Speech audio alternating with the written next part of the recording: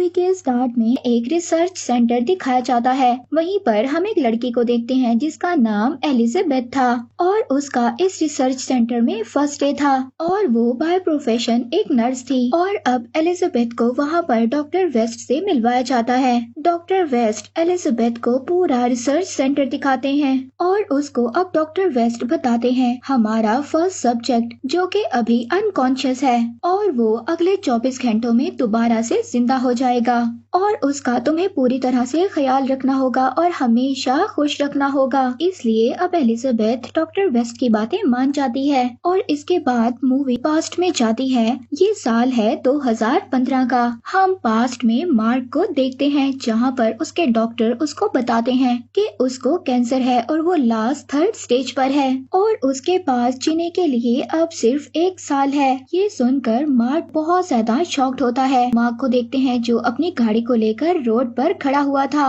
तभी वहीं पर उसकी फ्रेंड आती है जिसको मार्क की कंडीशन के बारे में अभी अभी पता चला था और उससे गले लगकर कहती है कि वो उसके बगैर नहीं रह पाएगी। और अब वो मार्क को अच्छा फील करवाने के लिए उसके सभी फ्रेंड्स के साथ डिनर प्लान करती है। लेकिन मार्क का इन सब चीजों पर कोई भी असर नहीं हो रहा था। वो उठता है और उठकर अपने रूम में टैबलेट लेने चला जाता है। अब मार्क वापिस आता है और वापिस आकर अपने सभी दोस्तों को एक 7 साल पुराना आर्टिकल दिखाता है। वो दिखाता है कि कुछ साइंटिस्ट ने बायो आर्टिफिशियल हार्ट बनाया था और उस आर्टिकल में ये लिखा था कि अगला एक्सपेरिमेंट वो इंसानों पर करेंगे जिससे इंसानों के भी ऑर्गन बनाए जा सकते हैं। अब मार्क को मरना नहीं था, उसको और ज्यादा जिंदा रहना था और अब मार्क ये डिसाइड करता है कि वो अपनी सारी प्रॉपर्टी बेचकर फ्रोजन स्लीपिंग में चला जाएगा यानी कि क्रायो स्लीप में और इसके बाद वो अपने फ्यूचर में ही उठेगा ताकि फ्यूचर के लोग उसके सेल्स को रीजनरेट कर दें। टेक्नोलॉजी की मदद से उसको एक बार दोबारा से फिर जिंदा कर पाएंगे जो कि फ्यूचर में और ज्यादा एडवांस हो चुकी होगी। मगर वहीं पर दूसरी तरफ नाओमी मार्क के इस फैसले से बिल्कुल भी खुश नहीं होती। वो ये चाहती थी कि मार्क अपने डॉक्टर का ट्रीटमेंट जारी रखे। अब इस बात पर मार्क कहता है कि मेरे फादर को भी कैंसर था, उन्होंने भी ट्रीटमेंट करवाया था मगर इसके बावजूद वो जिंदा नहीं रह पाए थे और मैं ये नहीं चाहता कि मैं भी उन्हीं की तरह मर जाऊं। अब इस बात पर उसका एक फ्रेंड उससे कहता है कि डॉक्टर तुम्हें मरने के बाद ही इस स्टेज पर लेकर जा सकते हैं। अब इस बात के लिए भी मार्क ने आइडिया सोचा हुआ था। वो कहता है कि वो खुद को मार लेगा जिससे डॉक्टर्स को लीगल राइट मिल जाएगा उसकी बॉडी को क्रायोस्टेटिक स्टेज पर डालने के लिए। अब इसके बाद हमें फ्यूचर में दोबारा से दिखाया जाता है कि जहाँ पर डॉक्टर वेस्ट अपनी टेक्नोलॉजी से एक पूरे इंसान की बॉडी को बना रहे थे और इसके बाद कुछ देर बाद जो डॉक्टर वेस्ट ने अपनी टेक्नोलॉजी से इंसान तैयार किया था उसकी हम आंखें खुलते हुए देखते हैं और यहाँ पर हमें पता चलता है कि ये शख्स कोई और नहीं बल्कि मार्क है जिसे डॉक्टर ने उसकी पुरानी बॉडी से सेल्स को रीजनरेट कर नई बॉडी में ट्रांसफर किया होता है उसको दोबारा से जिंदा करने के लिए। और जिस तरह न्यूबॉर्न बेबी के पेट पर कॉर्ड लगी होती है और अब मार्क की बॉडी पर भी ऐसी ही एक पाइप की तरह कॉर्ड लगी हुई थी जिससे मार्क को फूड सप्लाई दी जा सकती थी और अगर ये पाइप उसकी बॉडी से अलग हो गई तो वो कुछ ही घंटों के लिए जिंदा रह पाएगा। इसके बाद मार्क को डॉक्टर्स वहाँ पर एक डिवाइस देते हैं ताकि वो मार्क की जो पिछली जिंदगी थी उसकी यादों को एक मेमोरी में स्टोर कर सकें जिसको डॉक्टर्स पूरी दुनिया को दिखाना चाहते थे क्योंकि मार्क वो इंसान था जिसको मरने के बाद दोबारा से जिंदा किया गया था। हमने मूवी के स्टार्ट में नर्स एलिजाबेथ को भी देखा था और अब इसको मार्क की केयर 100 डेज तक करनी होगी और अब 100 दिन तक मार्क को एक रूम में ही रहना था। इसी तरह आहिस्ता आहिस्ता दिन गुजर जाते हैं। मार्क की हालत बहुत ज्यादा इम्प्रूव हो रही थी मगर मार्क अकेले रहने की वजह से बहुत ज्यादा खुद को अकेला फील करता था और अब उसको अपनी पिछली जिंदगी याद आ रही थी, नाओमी के साथ गुजारी हुई जिंदगी और अपने दोस्तों के साथ किए हुए मजे और पार्टीज। मार्क ने जो अपने फ्यूचर के बारे में सोच रखा था कि उसकी जिंदगी बहुत ज्यादा अच्छी होगी मगर ऐसा उसके फ्यूचर में कुछ भी नहीं हो रहा था। इनफैक्ट उसको चलने के लिए भी किसी के सहारे की जरूरत पड़ रही थी।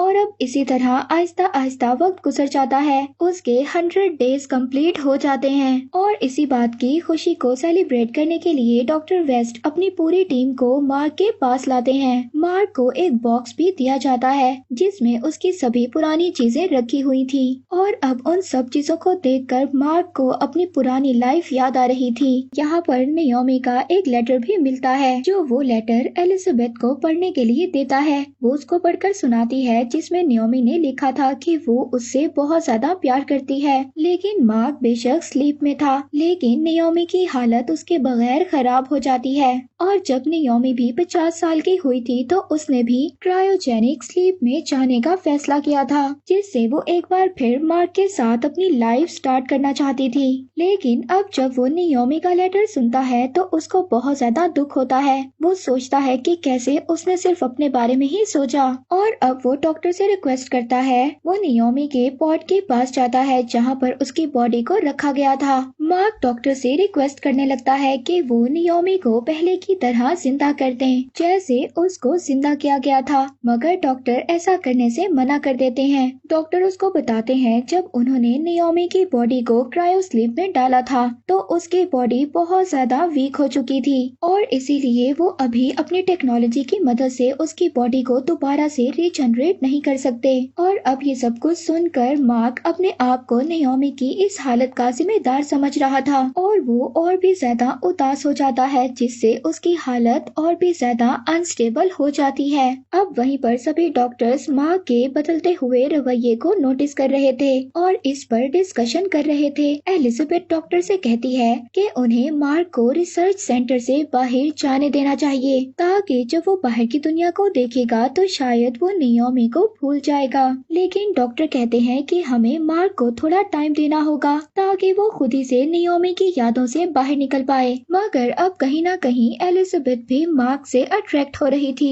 और उसको उसकी बहुत ज्यादा फिक्र हो रही थी। अब एक दिन डॉक्टर वेस्ट के जाने के बाद मार्क उनके रूम की कीज चुरा लेता है। उनके रूम में जाकर उसको वहाँ पर डॉक्टर वेस्ट की माइंड रीडर डिवाइस मिलती है। वो जब उस डिवाइस को पहन लेता है तो उसको डॉक्टर वेस्ट की सभी पुरानी यादें और उनकी लाइफ में किए गए एक्सपेरिमेंट दिखाई देने लगते हैं और यहीं पर मार्क को पता चलता है कि उससे पहले डॉक्टर वेस्ट ने लोगों पर बहुत सारे एक्सपेरिमेंट किए थे, मगर डॉक्टर वेस्ट के सभी एक्सपेरिमेंट फेल हो चुके थे। डॉक्टर वेस्ट ने लोगों को जिंदा तो किया था मगर उनकी बॉडी में बहुत ज्यादा वीकनेस थी जिसकी वजह से उन लोगों की डेथ हो गई थी। लकीली मार्क पर किया गया एक्सपेरिमेंट सक्सेसफुल हुआ और उसको कुछ भी नहीं हुआ था। मार्क डॉक्टर वेस्ट से मिलने आता है और उनको आकर कहता है कि वो सब लोगों की डेथ के जिम्मेदार हैं जिन पर डॉक्टर वेस्ट ने सभी एक्सपेरिमेंट किए थे। डॉक्टर वेस्ट अपनी सभी गलतियों को एक्सेप्ट कर लेता है।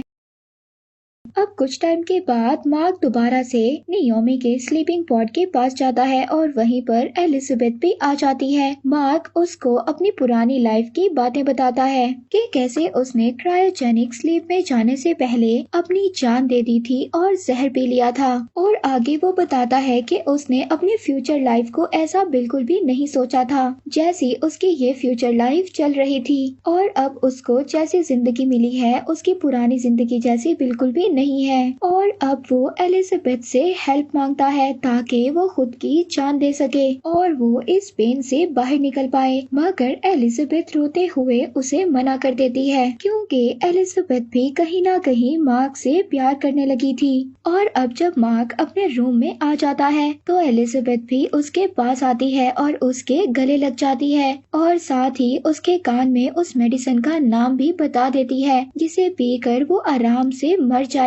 और मार्क अब रिसर्च सेंटर के लैब में जाता है और वहाँ पर वो एलिजाबेथ की बताई हुई मेडिसिन ढूंढने लगता है और अब जब वो जहर पीने वाला था तभी उसको अपनी लाइफ का फ्लैशबैक नजर आता है जहाँ पर उसने पहले भी जहर पीकर अपनी जान दे दी थी। और अब मार्क वो बॉटल लेता है और दोबारा से नियोमी के स्लीपिंग पॉड के पास आ जाता है। अपनी यादों को याद करते हुए वो मेडिसिन पी लेता है और साथ ही साथ स्लीपिंग पॉड की पावर सप्लाई को काट देता है ताकि अगर नियोमी को भी जिंदा किया गया तो वो भी इन्हीं फजूल एक्सपेरिमेंट का हिस्सा बन जाएगी। और अब वो उधर ही बैठकर अपने मरने का इंतजार कर रहा था। इसके बाद हमें मूवी के लास्ट में दिखाया जाता है माँ की जब आंखें खुलती हैं तो उसके सामने सभी डॉक्टर्स थे। डॉक्टर वेस्ट उसको बताते हैं कि तुम्हें कैंसर से नहीं मरना था, इसीलिए तुमने जहर पीकर अपनी जान दी थी दूसरी जिंदगी के लिए, और अब तुम इस अपनी दूसरी जिंदगी को बर्बाद मत करो। साइंस टेक्नोलॉजी ने तुम्हें अपनी लाइफ गुजारने का एक और चांस दिया है और तुम इस चांस को जाया नहीं कर सकते।